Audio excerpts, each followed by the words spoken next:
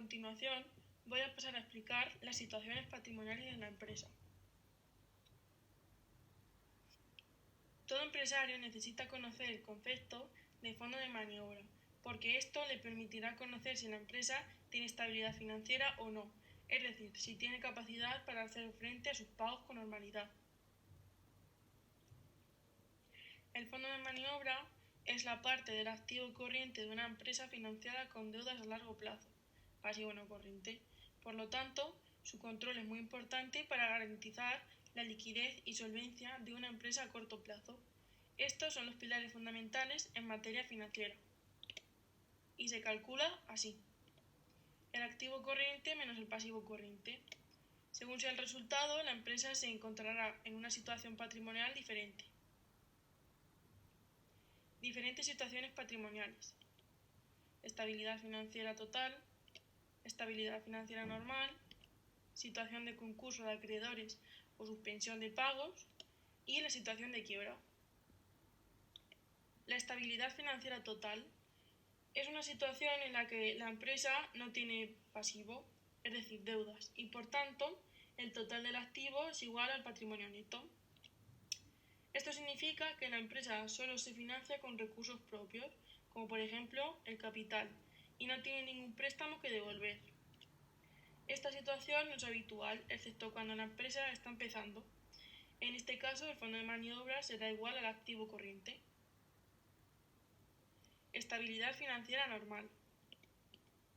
En esta situación, el fondo de maniobra es positivo, es decir, el activo corriente es superior al pasivo corriente. Esto significa que la empresa genera un dinero suficiente como para hacer frente a sus obligaciones de pago a corto plazo. Situación de concurso de acreedores o suspensión de pagos. En esta situación, el fondo de maniobra es negativo. El activo corriente es menor al pasivo corriente. Esto significa que la empresa tiene falta de liquidez, es decir, la falta de dinero en efectivo para hacer frente a sus pagos o deudas a corto plazo. Se considera un desequilibrio financiero a corto plazo.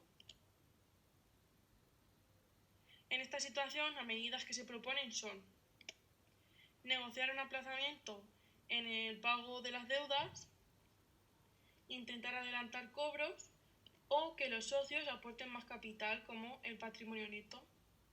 Es el juez quien dictamina cuando una empresa entra en concurso de acreedores y propone una serie de medidas sobre el aplazamiento de las deudas o la disminución de ellas para evitar la situación de quiebra.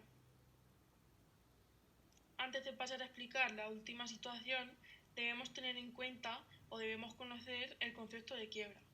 La quiebra es un procedimiento judicial que obliga a cerrar la empresa por encontrarse en un estado de insolvencia definitiva. Se liquida el patrimonio para hacer frente a los acreedores. Es decir, se venden los bienes de la empresa y con este dinero se pagan a los acreedores. La última situación es la situación de quiebra. En esta situación, el desequilibrio financiero es muy grave y el fondo de maniobra es negativo.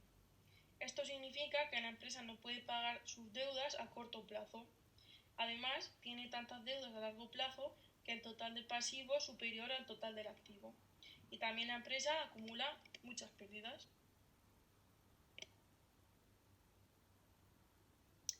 Algunas medidas para solucionar esta situación pueden ser: aumentar el capital de forma que se compensen las pérdidas, renegociar las deudas con los acreedores en volumen y plazos de pago, y revisar y definir la actividad de la empresa. A continuación, vamos a realizar un ejercicio práctico. En este ejercicio, dados los datos, tenemos que calcular el fondo de maniobra. Estos son los siguientes datos. Nos dan el activo no corriente, el activo corriente, el patrimonio neto, el pasivo corriente y el pasivo no corriente. Y nos dan la cantidad de euros. Pues con estos datos debemos calcular el fondo de maniobra. Recordamos la fórmula del fondo de maniobra, que es activo corriente menos pasivo corriente. Dados los datos anteriores, el activo corriente serían 9.500 euros y el activo corriente sería 5.500. calculamos y hacemos esta fórmula y nos darían 4.000 euros.